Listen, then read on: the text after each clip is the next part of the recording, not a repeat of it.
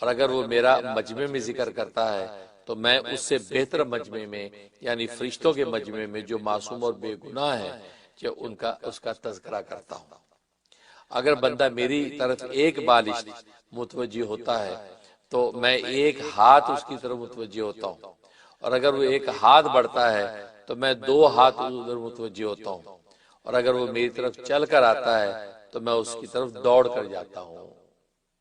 یہ حدیث جو امام بخاری اور امام مسلم کی متفق علیہ حدیث ہے، یہ ذکر کی ہے۔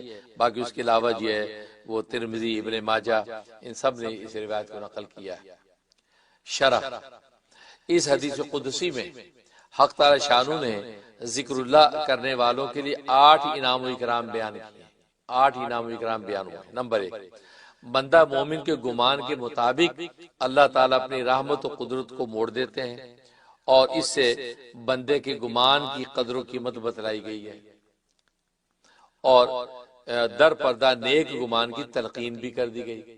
اب بندہ جیسا گمان رکھتا ہے اللہ کے بارے میں تو ویسے ہی اللہ تبارک و تعالیٰ اس کا معاملہ کرتے ہیں۔ تو کہ بندہ مومن کا جو گمان ہے اس کی اللہ کے بڑی اہمیت ہے، تو اس کی قدر و قیمت بتائی، اور گویا کہ در پردہ نیک گمان کا جو ہے اشارہ کر دیا کہ آپ نیک گمان اللہ کے بارے میں رکھیں۔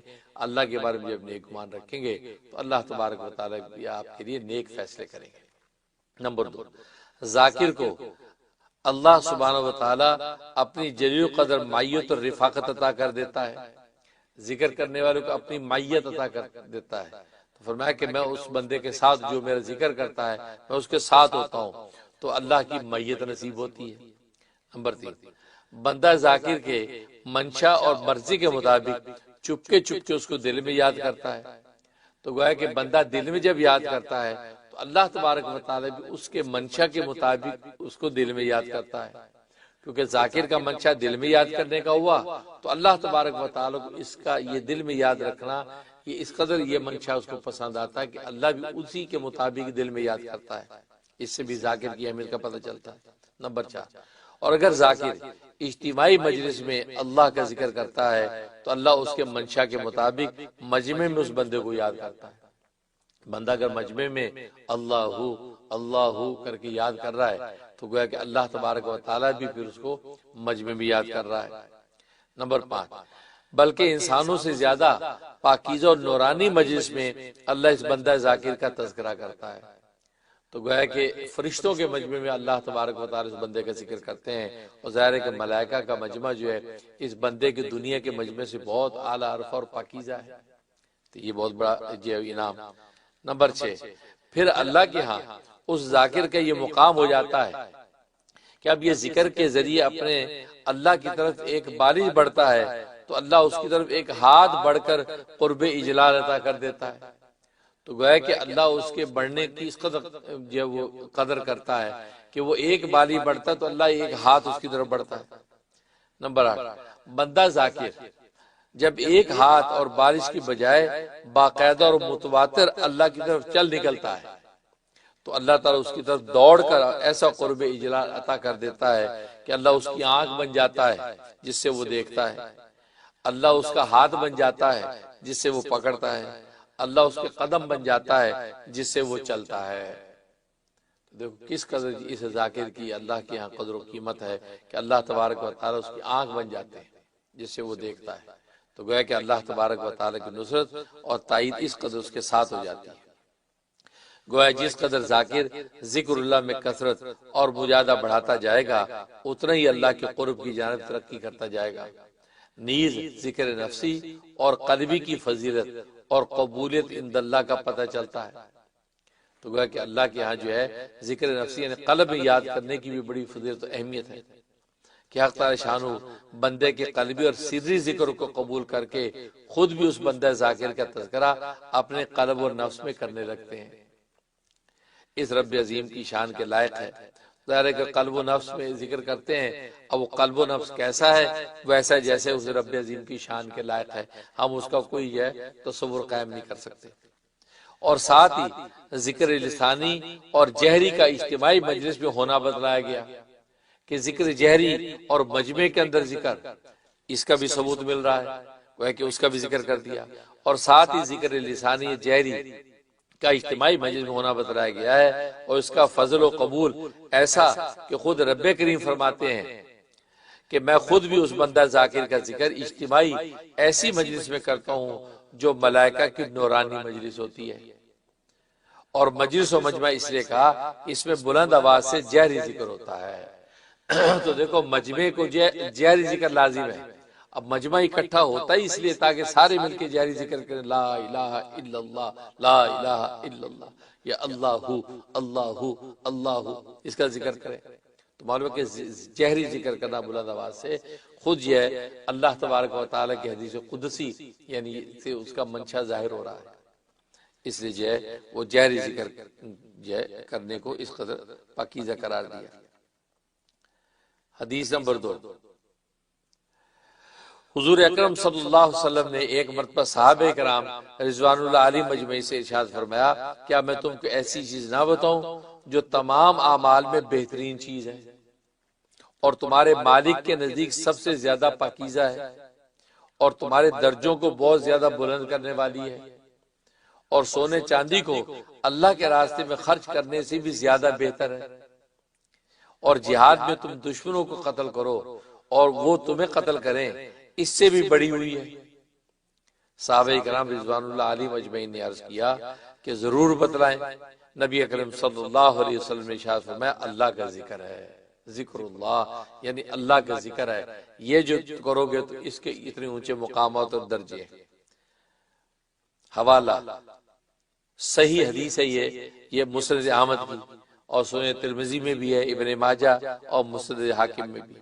شرح اس حدیث مبارکہ میں رسول اکرم صلی اللہ علیہ وسلم نے خاص اللہ کے ذکر کی 8 فضیلتیں عجیب و غریب انداز سے بیان فرمائی ہیں، حالانکہ وہ تمام اعمال جن کے تقابل میں حضرت صلی اللہ علیہ وسلم نے اللہ کے ذکر کو آخر اور عرفہ قرار دیا ہے، عمومی معنی میں حالانکہ وہ بھی ذکر اللہ میں داخل ہے، وہ سارے اعمال بھی ذکر اللہ میں عمومی معنی میں داخل ہیں، لیکن اللہ تبارک و تعالی خاص اللہ کا ذکر جو ہے اس کو عرفہ اور آخر قرار دیا۔ لیکن حضرت صلی اللہ علیہ وسلم کا منشا وہ عمومی مفہوم پر مبنی ذکر نہیں، بلکہ وہ خاص ذکر اللہ جو قلب و زبان سے بندہ ذاکر کبھی سرن اور کبھی جارن، کبھی انفرادن اور کبھی اجتماعاً مجالس خیر میں کرتا ہے، وہ مراد ہے۔ اس سے پتہ چلا کہ اکیلا اللہ کا ذکر اللہ اللہ اللہ یا لا الہ الا اللہ اللہ اللہ، یہ ذکر مراد ہے جس کی فضیلت نبی کریم صلی اللہ علیہ وسلم بیان فرما رہے ہیں۔ اس سے ان نادان لوگوں کے کلام کی تردید ہو گئی جو تمام اعمال خیر کے ذکر کو ذکر اللہ کہہ کے خاص اللہ کے ذکر کی نفی کر دیتے ہیں۔ وہ کہتے ہیں جی نماز بھی اللہ کا ذکر ہے، جی تلاوت بھی تو اللہ کا ذکر ہے، وہ عمومی معنی میں سر چیزوں کو ذکر میں شامل کر دیتے ہیں، اس سے انکار نہیں ہے، لیکن اس حدیث میں نبی کریم صلی اللہ علیہ وسلم جو ہے یہ خاص ذکر کا تذکرہ کر رہے ہیں، اور خاص اللہ کا ذکر جو اللہ اللہ کے عنوان سے ہو یا لا الہ الا اللہ لا الہ الا اللہ ہو وہ مراد ہے، یا الا اللہ کی ضربے لگیں یہ مراد ہے۔ اس سے ان نادان لوگوں کی کلام کی تردید ہو گئی جو تمام اعمال خیر کے ذکر کو ذکر اللہ کہہ کر خاص اللہ کے ذکر کی نفی کر دیتے ہیں اور مجالس ذکر سے دور رہتے ہیں۔ حق تعالی شانو سمجھ و توفیق عطا فرمائے۔ بار کہ وہ 8 فضائل مندرجہ ذیل ہیں۔ نمبر 1، تمام نیک اعمال میں سب سے زیادہ نافع اور خیر عمل خود اللہ کا ذکر ہے۔